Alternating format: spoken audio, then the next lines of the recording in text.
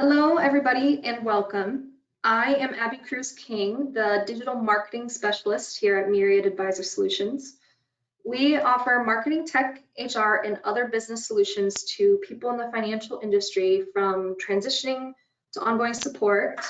And as we all know, that SEC changed a long-standing marketing rule that allows advisors to use client testimonials in their marketing.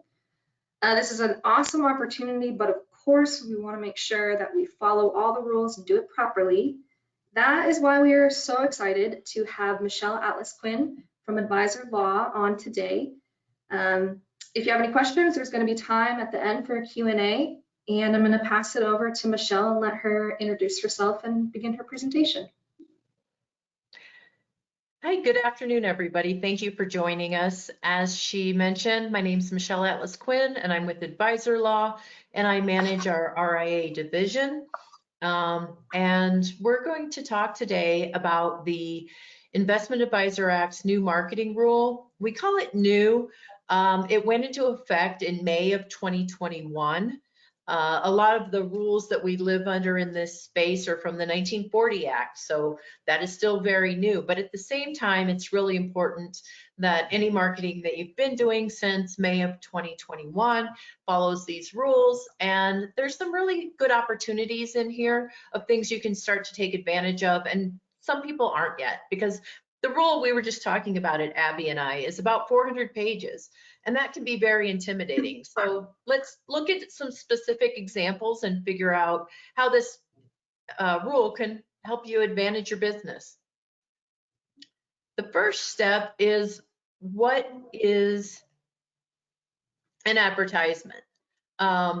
In the past, particularly if you've been FINRA associated, there is an idea that, oh, if I send something to 25 people, or if I communicate to more than 10 people in public, there's some different rules around that. The rule now is an advertisement is a direct or an indirect communication that an investment advisor makes to more than one person. So we're looking at this as a little bit different. As I said, the rule went into effect on May 4th of 2021. It was approved in 2020, and it gave you an 18-month transition period to develop compliance with the new rule, record keeping, ADV updates, and all of that is now in effect. There was a grace period, and so now they're really looking for full compliance at every opportunity.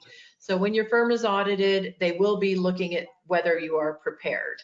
One thing I do want to notice before I dig into this deeper is, if you're at a state registered investment advisor, your state may or may not have adopted this SEC rule yet. Some have, some haven't. So keep that in mind as we go through this. We must all be prepared. The rule helps you to better connect with other professionals. Even if you really don't do much of that, you have updated documentation that you want to complete. The SEC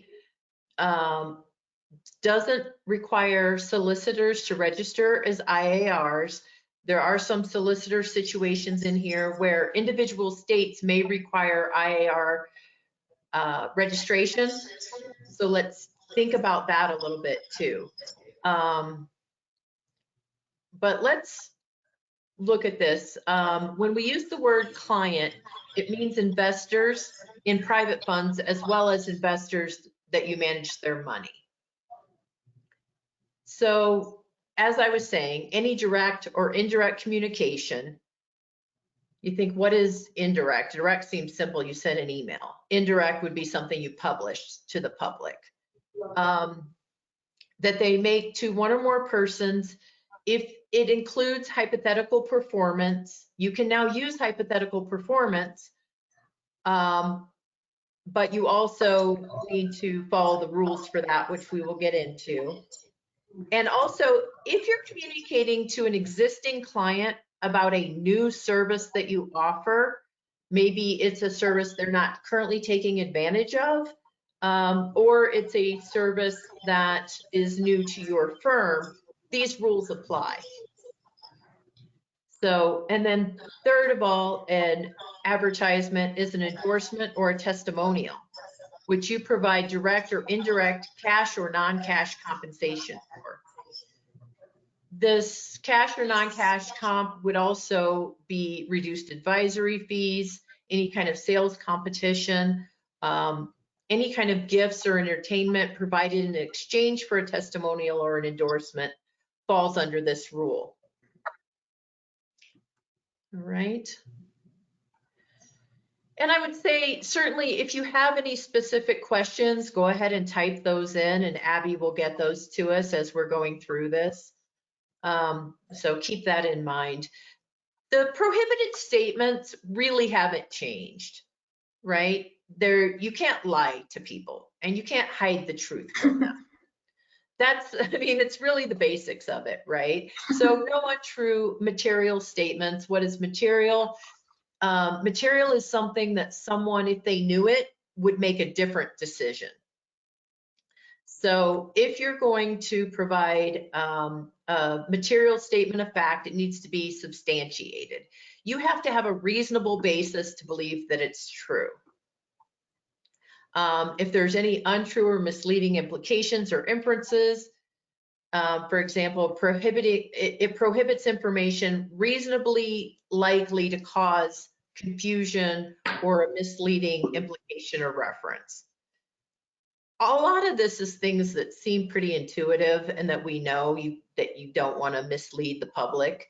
But where we see people getting into trouble is not disclosing all of the material risks when they're providing benefits. So fair and balanced, if you provide the benefits of a solution, you also provide the risk. Cherry picking is the idea that you provided a portfolio and it had Tesla in it, it had Microsoft in it, and it had, you know, Alphabet, had Google in it, but you also had maybe some MySpace or some other tech firms that we've never heard of. You need to be able to show your overall portfolio performance. You can't just pick your winners and advertise those.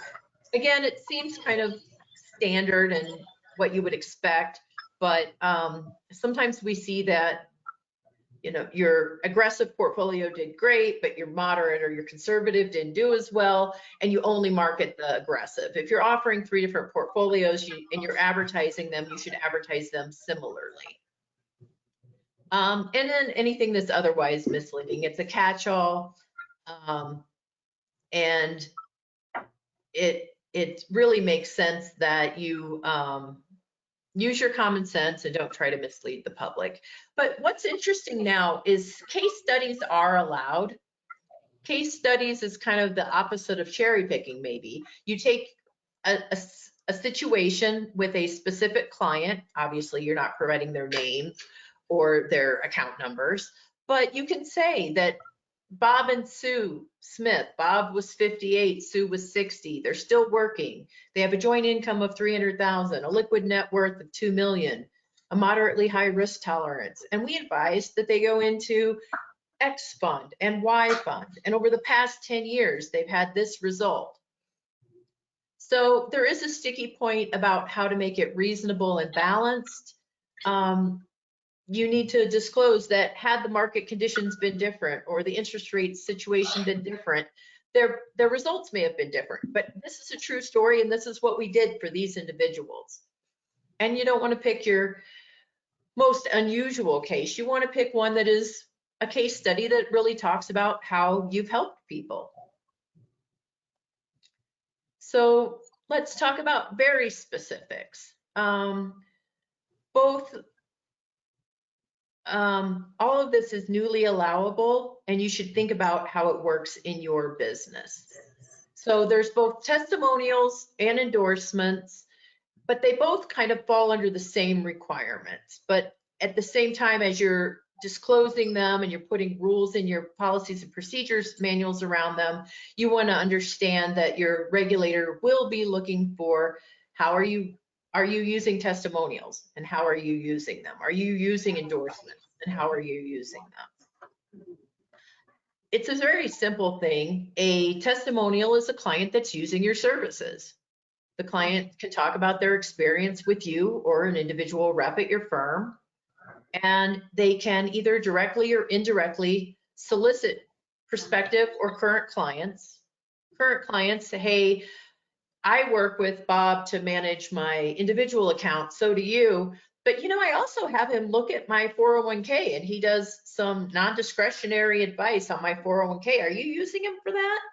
That would be a current client getting a testimonial from an existing client about a service that they're not using.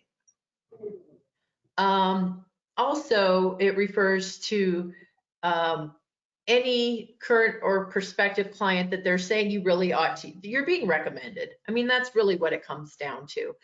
In the past, the rule required immediately written disclosure of the relationship. It's still required, but there's a little bit of leeway. If you think about this, if you have a client and they're at a cocktail party and it comes up about getting ready for retirement, and they recommend you, and they know you have a program in place that if they send you a referral, you're going to provide them with a discount on their fees, and that discount is going to be $1,500 over the year. So it's paid by reduced fees, and it's over $1,000 a year.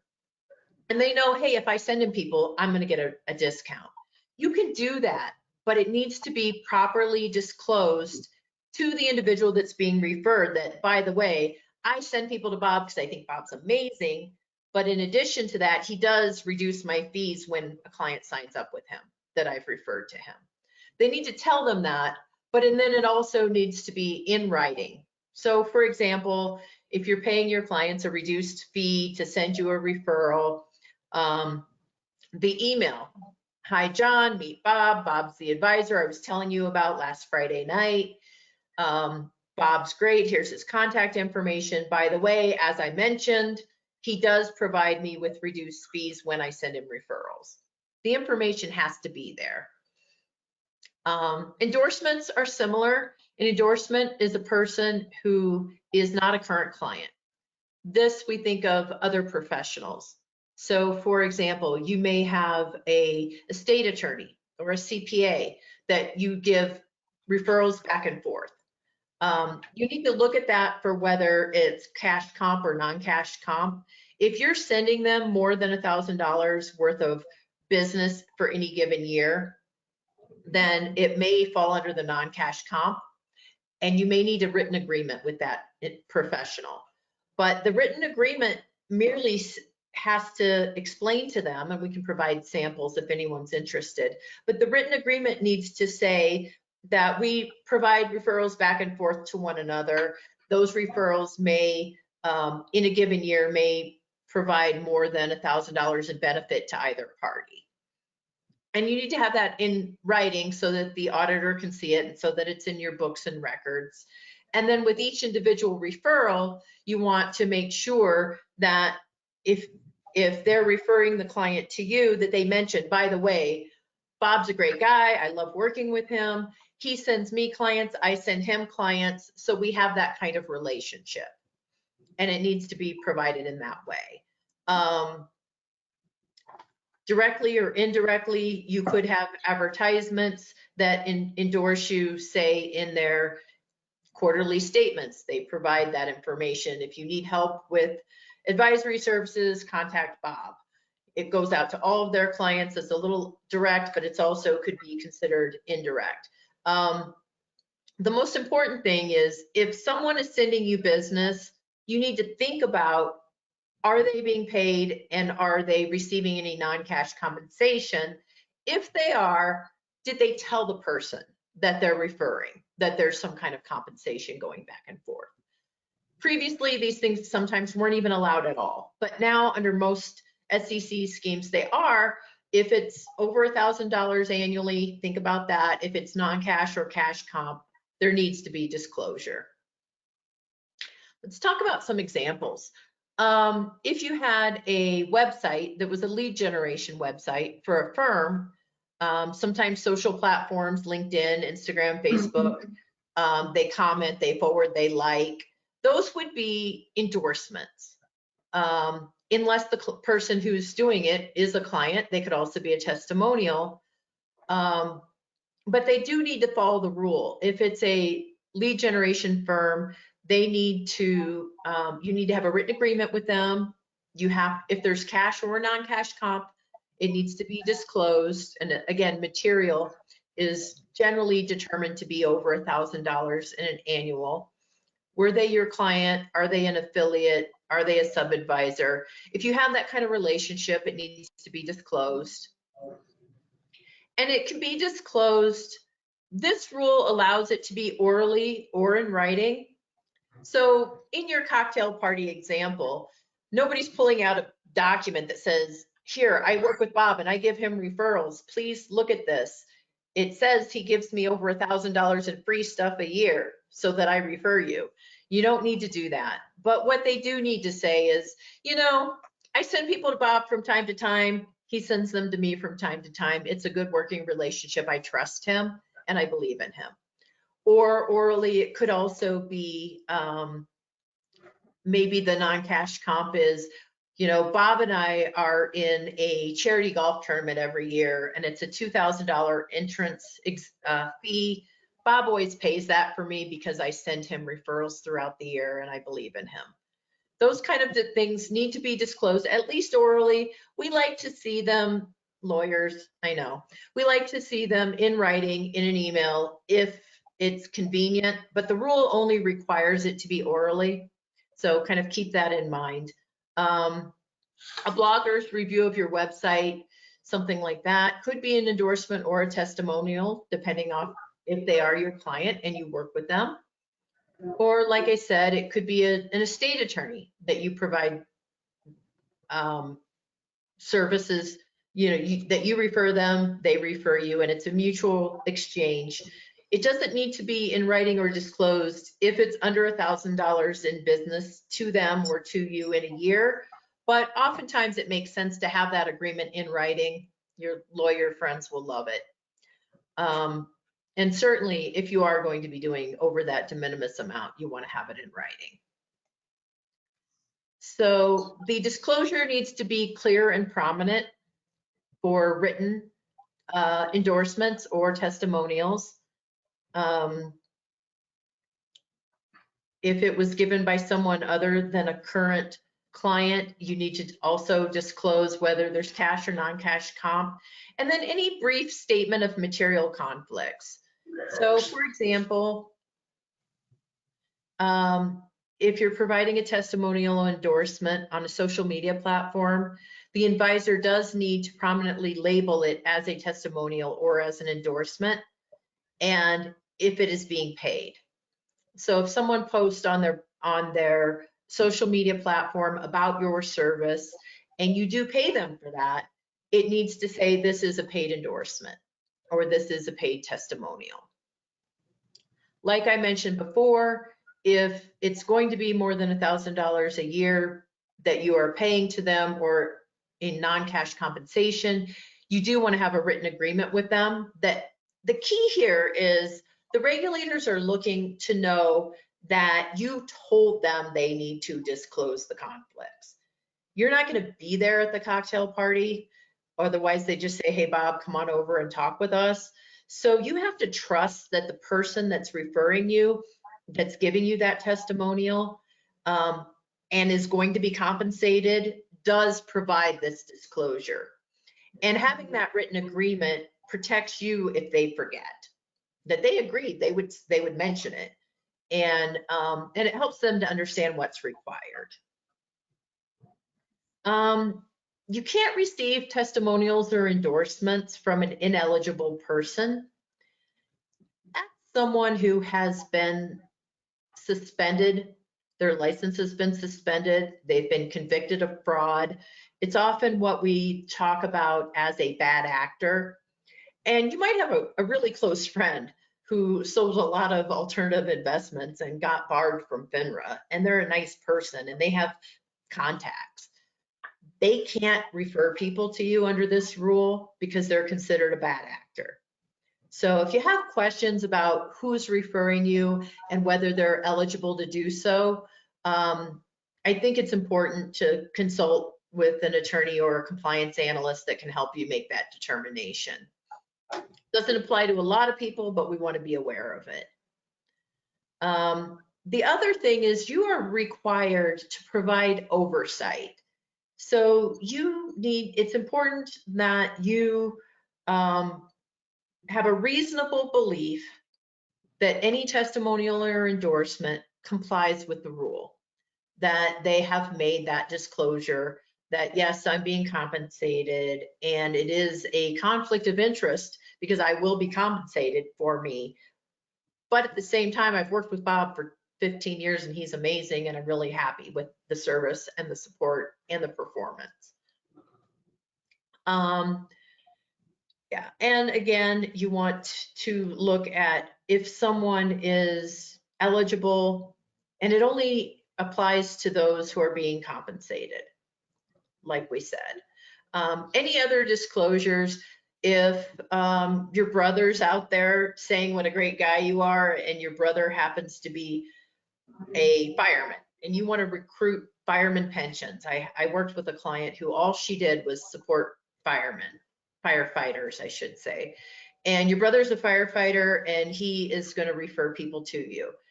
And you're doing something, you're going to take him to the Super Bowl and those tickets are over $1,000. You want to make sure that he's saying, hey, this is my brother. I have a conflict. He's my brother. In fact, I gave him so many referrals that he's taking me to the Super Bowl this year. It's one of those things where it'd be nice to have that in writing that he told people that. So even if it's not in the email to the individuals he's referring, you might have your brother write up, hey, I talked to 12 people at my firefighters at my house, told them to work with my brother Bob, and I mentioned that he provides non-cash compensation. He's going to take me to the Super Bowl this year. The clients don't have to see that, but you may have him put it in writing for you. In the past, it would have been much harder for you to do this because there was no way to prove it and oral wasn't acceptable. So now you have this option to have this oral disclosure, but the oversight part is you need to be asking your brother, did you tell the guys you're my brother? Did you tell the guys that if you gave me a certain number of referrals, I'm taking you to the big game? So we need some kind of conversation about that, and you need to have a reasonable belief that the information is being provided. So again, how to disclose. Should it be oral or in writing? We strongly recommend in writing because then you can prove it. If a regulator doubts you, they're going to call the person and say, hey, did you tell the person you referred to Bob that you were getting paid? And now they could be on the record and they will have to say, oh yeah, I totally did that. Bob was really careful to make sure that I did that. Or you may end up in a situation where they're like, no, I didn't do that. That would be weird. And then you haven't provided the oversight. So there's where if it's in writing, it gives you a little bit more protection. Yeah, of course, here's the email where we were introduced and it says at the bottom right there that there's a conflict here because he does receive compensation.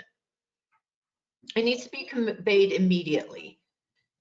The investment advisor rep can rely on the solicitor to make the disclosure if you have a reasonable basis to believe that it's making it every time.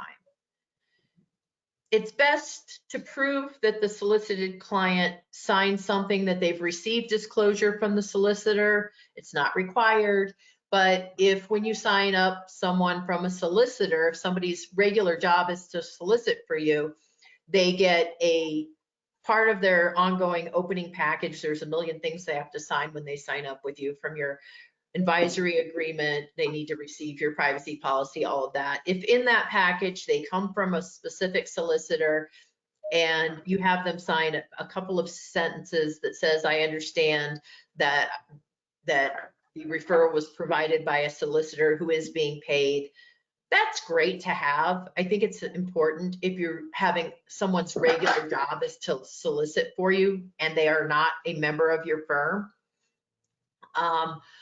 but it's not required by the rule.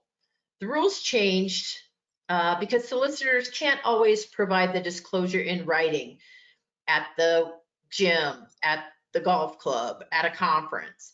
So now you can subsequently provide the disclosure at the first meeting. If it happens where you are paying somebody for referrals and they met somebody on the beach and they just gave your card out, but they didn't make the disclosure. It's okay as long as afterwards, when you meet with them, you say, oh, I see you met John on the beach. He gave you my card. I really appreciate that. Just so you know, John does get paid for sending me referrals. We have a good arrangement. I send him referrals as well. Something like that. So that it can be made subsequent, but you have to have a reasonable belief that the solicitor is making the disclosure, or you need to make it yourself. And if you don't have a reasonable belief that they made it on that day, you may want to get it in writing when you make the disclosure.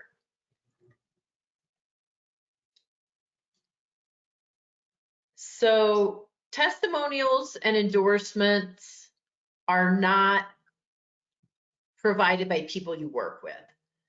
If someone is an investment advisor or a supervised person, maybe you've got Katie at the front desk and she's amazing. And she also knows a lot of people. She grew up in the local area. She went to high school there. She knows everybody. And Katie wants to say, hey, I work for Bob. He's amazing. You really should have him manage your money. That isn't a testimonial or an endorsement because she's part of your firm. So then you don't need to go through all the hoops to make sure the disclosure was made. But you also have to have a reasonable belief that the person she talked to knows she works for you. So it's a situation where Katie says, hey, I work for Bob. He's great. You should work with him. That doesn't count under this rule. It's a situation where if she just said, I know this guy, Bob, and doesn't explain, or there's some reason why that somebody wouldn't know that she works there, then she needs to do that. So if the affiliation is readily apparent, it's unnecessary to follow these rules. It's just, if there's another situation where the relationship between you and an affiliated person is well known, then it's not necessary. But if they're a solicitor, all endorsements and testimonials fall under solicitor. It's only excluded if the affiliate works for the firm, if it's under $1,000 de minimis, which is a general rule of thumb, if it's the broker-dealer you're affiliated with. Your broker-dealer can send you clients all day long. You're affiliated with them. Nobody doubts that or doesn't understand that. That's allowed. And if you are a promoter of a Reg D offering that is affiliated with your firm, then again, you're promoting or affiliating a service that your firm offers. So that wouldn't be required. I think that covers the exceptions. Before I move on to performance advertising, does anybody have any questions about testimonials or endorsements? Nothing yet, but we'll give them a couple of minutes to type it out if they have any. Sure. I'll go ahead and if we do get any questions, we'll jump back to them. Performance advertising is complicated. The SEC has determined that the distribution of your past performance results for marketing purposes are very easily misleading. So the rule prohibits advertisers to include performance results unless they are net of fees and the expenses are in equal prominence to any advertising if you do include gross performance. So for example, if you want to provide gross performance, your net performance needs to be in the same font. It can't be smaller. And in the same area of the page, if it's on a web page. Performance results in advertisements are required to have a 1, 5, and 10-year period, or the life of the portfolio if they're less than 10 years old. And private funds, if you work with private funds, are treated differently. So it's important that you look at that you're showing if you're going to use performance in your advertising, that you at least provide net of fees. If you're going to show gross, net needs to be equally as prominent, that you show the 1, 3, and 5-year period. If you want to, whoops, sorry about that, provide related performance, you can provide related performance, which is a presentation of portfolios managed by an investment advisor with substantially similar investment policies, objectives, and strategies as the services that you're providing. And it allows advertisements to include related performance as long as the related performance includes that it is extracted performance, or I'm sorry, that it doesn't include extracted performance. So, for example, John has been working at ABC Investment Advisory and running these particular models for the last 12 years. John quits his job and goes to work for XYZ RIA. You can advertise those portfolios from his prior firm if John's the one doing the work and he's doing it in a substantially similar way to how he did it before. If you buy an investment advisory firm and you continue to manage with the same strategy and the same style and the same information, you can certainly do that with the same objectives, and you can then continue that if the firm has stayed the same. But if, for example, you bought ABC firm and you're now XYZ firm and you're doing it completely different, you can't use the prior firm's related performance. It needs to make sense that you're showing performance that is similar. You can't use extracted performance. That refers to performance of a subset of investments extracted from the portfolio. So you wouldn't want to say, this is how my portfolio would have worked if I hadn't had these stinkers in it, right? You need to show what really happened. Hypothetical performance can be used. You can backtest your model. And there are ways to do it. We'll talk about it a little bit further, how to use hypothetical performance, but it is allowed. And again, I think we talked about related and also predecessor kind of in the same conversation. So it needs to have an appropriate similarity with regard to the personnel or the advice or the strategy. And you need to be able to explain that. And you need to include relevant disclosures clearly and prominently. Similarly, no cherry picking. There's a tendency to choose a specific time frame for a specific fund because it looked good during that period. You need to use the proper period. You need to use the 1, 5, and 10 or life of the fund. You need to make sure your net of fees are there. Hypothetical, when it's back tested, targeted or projected, you can extract it, but your policies and procedures must be implemented to ensure criteria and assumptions are relevant and that it makes sense. You need to understand the criteria and the assumptions used in your hypothetical performance, be able to explain it to your prospects, but also to the regulator when they come in and ask. And you need to understand the risks of the hypothetical performance, whether it be that for 10 years interest rates didn't change and now they're going sky high. That could be a difference, right? Regulatory risk, inflation. And again, with this type of performance, you can certainly use case studies if they're considered reasonable and balanced. So if you're using hypothetical performance, you need to adopt and implement policies and procedures that are reasonably designed to ensure that the hypothetical performance is relevant. You need to provide sufficient information so that the viewer can understand the criteria and the assumptions that you used for that performance. And you also need to provide sufficient information to enable the intended audience to understand the risks and limitations of hypothetical performance.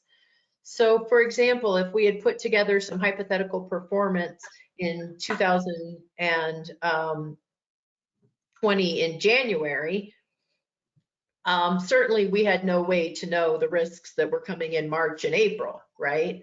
But at the same time, when you're providing hypothetical, you need to think about what kind of things could happen, provide the relevant risks, and you need to identify the criterias and assumptions that you're using.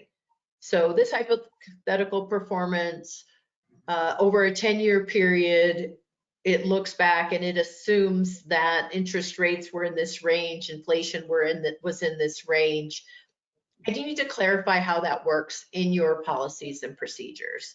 So a lot of folks that are here probably have a compliance manual that their firm, especially if you're duly licensed and you have a FINRA affiliation, those written supervisory procedures, it's a lot to read. It's a pain in the butt. I know it's complicated, but go in and look at what your marketing rules say, your procedures say, and follow them. The rule clarifies that reasonably designed policies and procedures need to address each participant's particular circumstances. And so think about your intended audience. The SEC further clarified it does not expect advisors to disclose proprietary or confidential information. So when you provide information about your strategy, it doesn't have to be proprietary strategy. It can be broad strokes. Rather a general description of your methodology as opposed to this is what I'm going to do on this day and these are the ranges and this is my what I'm going to do for my sell trigger or something like that. And again, case studies are great because they already include all of that for you.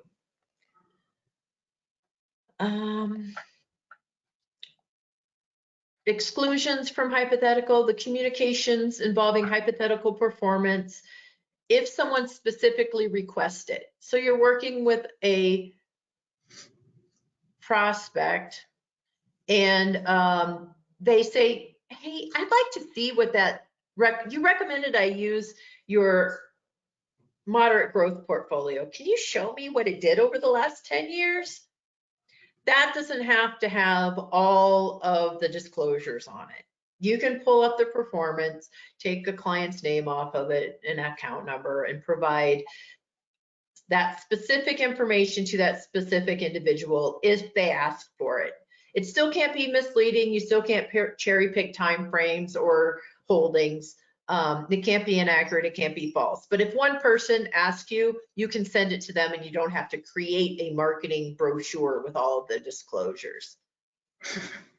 And if you have a standard response that includes back testing or hypothetical, like you have it ready to go and you're going to use it for anybody that asks, then it's not accepted. It needs to be a situation where they asked for it, you created it, you don't have to provide all the disclosures.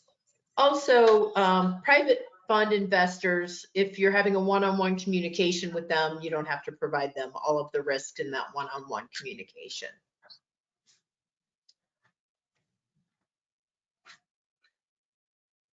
In a departure from the previous advertising rule, this rule explicitly defines third-party ratings.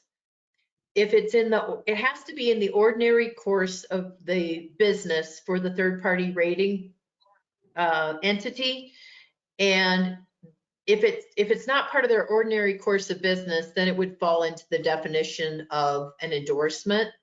But there are firms, Rep Magazine or some other magazine or publication that does a third-party ranking in the top 10 advisors in the Denver area. You can work with them, but there are specific rules that are required for that. And it's been defined a little bit more than it used to be. It's still the general prohibitions are obviously there. Any description of you needs to be accurate, that sort of thing. But if you're using a third-party rating service, you need to have a reasonable basis for believing that the way that they ranked you has validity, not just I paid them 10 grand, so they made me first, right? So what does that due diligence look like? Ask them, how do they get the information for their rankings? They may disclose their public survey or their publicly their methodology. If they do, just throw that in a folder so you've seen it, you have it. The SEC notes that in order to satisfy the due diligence, the advisor could obtain the questionnaire that was used for the rating and keep it in their folder, and that would be enough for that due diligence. If you are using a third party, you want to seek representation from them on how their survey is designed and administered. And whoops, excuse me again. And you want to look at, you need to have a reasonable belief that it's not designed for a predetermined result. So certainly if someone comes to you and says, oh dear, hold on one moment. Sorry about that. My tech setup has changed recently. Anyway, yeah, if someone comes to you and says, look, if you pay 5,000, we put you in the bottom quartile. If you pay, or the middle quartile, if you pay 10,000, we'll put you in the top quartile. Obviously, you can't do that. That would be unreasonable. But having a reasonable belief that it's designed to produce, not designed to produce predetermined results, and the disclosure is clear and prominent, the date that the rating was given, the time period it reviewed, the identifying the party that created it, and if you compensated them, you can compensate them directly or indirectly. One way oftentimes they do is they pay you to use your logo in their magazine. And that's okay, but it just needs to be disclosed that there was some that there's a conflict of interest as you advertise in the magazine, for example. There are some general prohibitions from using a third-party rating service. For example, if what has being rated is not what you do anymore. Maybe you only manage 401ks and you were only an advisor on 401k business, and that's what they've rated you for, and that's where the service is. But now you've materially changed and you only work with retail advisors and you don't want to be a 338 and you want to fiduciary and you want to stay away from that kind of business. It would be misleading to say I'm a top 10 advisor in the 401k space, but that also wouldn't be made clear that I'm going to manage your individual separately managed account. So prohibitions are pretty common sense. You know, you advertise what you're doing and you get rated for the business that you're doing. Let's move on to social media. This is one of the more important parts of this presentation. I didn't mean to bury it at the end. You can absolutely use social media. If you're entangled with it, it means that you wrote the third-party post and they posted it. You can certainly allow likes and reviews. This is all new. This is different on your social media webpage. And the question is then, what you can't do is you can't selectively delete or alter the comments. So if someone is going in and saying, you know, we posted, we do this, and your client, oh, I love them, they're so great. Oh, they suck, I hate them, they're terrible, they lost all my money. You can't delete that comment. You either have to allow comments or not allow comments. You can't cherry pick or take out or minimize or obscure any negative comments. You have to leave all third-party content alone. Adoption is when you post something from somewhere else. You post something from the Wall Street Journal, or you post something from another well-known or repost some from a money manager that you use, or from a analyst that you like to follow. You can certainly adopt that and provide a hyperlink on your website. But the difference there is that you don't want to adopt something that is false, misleading, erroneous. So you want to think about who you retweet, who you reshare, what links you put on your website, that it's from a reputable, verifiable source. Or if you are going to say, this public person says this and I disagree with it, that's okay too. But you want to make sure that that you understand when you repost something, you are responsible for it.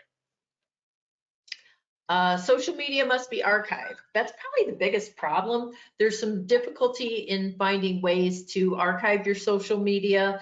And if somebody posts a comment and then takes it down a couple minutes or a couple days later, that needs to be archived when there are changes. So you should have a process in place where you regularly archive your social media.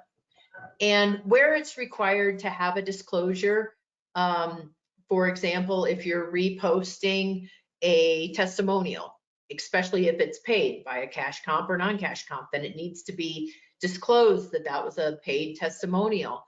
That needs to be on your social media post as well, and it needs to be prominent. So, it's always a fact-based analysis, but if someone's being paid to endorse you or to provide you a testimonial, even on social media, you do need a disclosure and it needs to be prominent. So think about how you might do that and do a proper analysis. But you certainly can allow for likes and reviews online now, which is the biggest piece, and it's been missing. And the only challenge is you open yourself up to, you can't take down the negative ones if you're going to leave up the positive ones. And books and records. I'm not going to spend a ton of time on this because I want to make sure we have time for questions, but anything that is done, you need to retain a copy. So if there was a recording of oral advertisement, certainly keep a copy of that. If you have any performance reporting, you want to keep a copy of where those numbers came from and how, and the disclosures that were made. Same thing with any of this. If you're using this marketing rule to provide testimonials or endorsements, or if you're using a third-party rating system, all of these things are allowable now, but you need to keep good records, and you need, ultimately, as we wrap the whole thing up into a bow, is you need to have it not be lying to the public, and a reasonable basis that whomever that you are paying is telling someone they're being paid, and that you keep good records. Those are the three things. Don't lie. Make sure if somebody's being paid to send you referrals that that's disclosed, and keep good records. So from there, I think I have used a lot of your time today. I would say, yeah, please let us know if you have any further questions. I did not mean to close that. I meant to go to the final question screen, which I'm not seeing, so I do have one question, and then I have some questions myself. Great. This question says, if, say, a client told an advisor they really liked working with them, could the advisor then ask the client to post that sentiment to social media without any issue? They can. It can be a solicited request. The challenge has always come to if they're going to give them something for it. If you're just saying, hey, if you like us, post, that's fine, and others can like it, you just can't manipulate it. You can't tell them what to say, and you can't take down the bad ones. So if you were to solicit a review and you said, how did we do? Does that count as telling them what to do or what to say? No. If you say, here's the script. I'd like you to say that we provided you great advice for a reasonable fee and that you felt we were trustworthy and educational. Gotcha. So you gave them a full example of everything that they should do or say, then that would be not allowable. A bit much. But if you just said, how did we do? Then certainly that would be fine. Or you could even give some guidance. You just don't want to provide, here's what I want you to say about me. Okay, that makes sense. I mean, sometimes people like a little prompt, like how was our service? How was our customer service? So I just wanted to make sure that was allowed. Yeah, it is. And it's kind of interesting because if you asked a professor or a prior boss to provide you with a review, right? You oftentimes are like, you write it, I'll sign it. That's the kind of thing you can't do. That makes sense. That makes perfect sense. Yeah. I know you talked a lot about disclosures. Is like, what does a good disclosure need to have? If you're talking about somebody who's going to be compensated, the disclosure needs, and they're sending you a referral, the disclosure needs to provide any conflict of interest and any compensation. Okay. So oftentimes as a marketing strategy, you'll want to say, I endorse Bob because I believe in Bob, but also Bob is paying me, right? And if it's non-cash comp, I did this presentation for a group in the South, and he said, well, I take them duck hunting and it's on my land and it's about $4,000 worth of whatever he explained of the weapon, the guns and the after and how they did the butchering of the ducks and all the things and preparing. He explained the whole thing to me. And I said, well, that counts as non-cash comp if it's worth about $4,000. So I think your referee needs to say to the client, hey, I love John and I think you should work with him, but he also takes me hunting every year. And boy, that would be expensive if I had to do it myself. So you need to describe what it is they're getting for that compensation.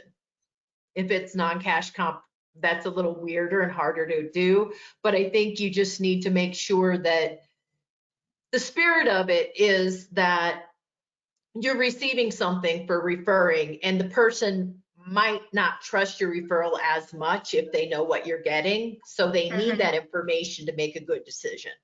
Yeah, just don't mislead anybody. Correct. It's really the core of it. It's the core, absolutely. And then document that you didn't mislead them.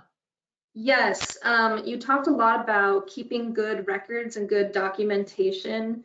How do you recommend that people do that? I know that people struggle to do that on social media, so I didn't know if you had any sort of insider tips. There are a few different services that will archive your social media. And I think that it's important to have that type of thing if you have an active social presence to use a service that will archive that. It's really important to be able to show that. If you're not able to archive it, you need to go in and take screenshots on a regular basis and keep them in a file that a compliance person at your firm reviewed them. Gotcha.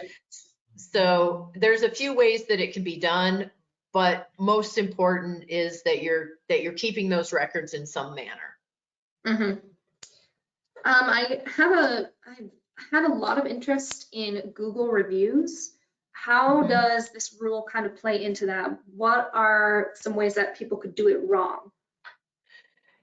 You can't take things down or dispute them. That's the challenge. And it's really hard when you decide to open yourself up to a Google review, because there may be that one client that just you didn't connect with them, it didn't go well. And that has to be in the public domain too. If you're going to allow the good, you have to allow the bad. True. I have another question right here that says, can you reach out to a negative commenter privately to further understand the issue? Can you say, hey, I saw that you posted this. I wanted to know what the issue is. Yeah, and then I think a good way to mitigate that is to put on the post publicly. I would like to, I will be reaching out privately to help resolve this matter. Something short and sweet, not defensive, no personal details. Just, I will be reaching out to resolve this matter. directly. And then you can call them and try to resolve their issue, certainly, if there's something you didn't know about. Yeah. And they could take it down themselves, but you have to be really careful that you didn't coerce them in any way, that Okay. instead of coercing them, you really did solve their problem and Yeah. resolve their issue, as opposed to you can't be threatening or coercive in any way, or that would be considered a violation, certainly, if not something Okay. else. Is there a way that you could somehow ask them or suggest that they take it down without it being coercion? I think you could ask in a way that is, if I have resolved your concerns and you are now satisfied, do you mind updating or removing your comment that you made in public? Mm-hmm. I think that's okay. I think you need to be Okay. careful how you do it. And certainly, as humans, we get defensive. And so you want to be really careful that it doesn't come across as defensive, but more customer service oriented. If I've resolved your problem, it would be great. That kind of Yes. thing.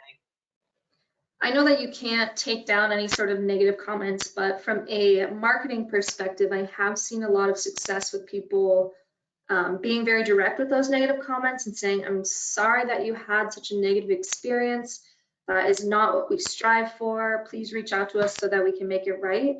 And sometimes, even though there was a negative review, that positive and like assertive response to that negative review can make clients trust the advisor more.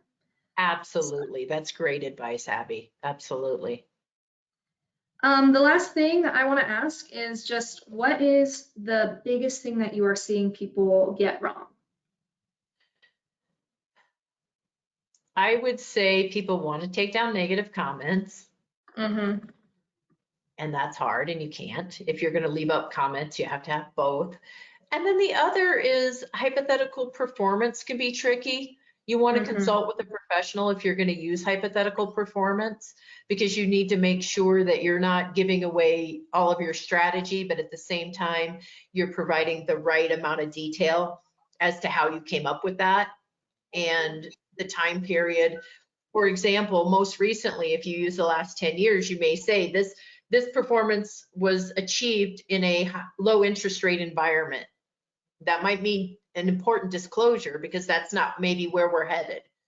Mm. So if you're managing a bond portfolio and it had great performance and now, or maybe opposite actually, if I said that wrong, because if it was an equity portfolio and the higher interest rates are going to negatively impact it, but you also, if you're looking at a bond portfolio, it might do much better in this higher interest rate environment. So think about hypothetical performance and when to use it and how to use it and what to disclose if you're using it. Okay, good advice.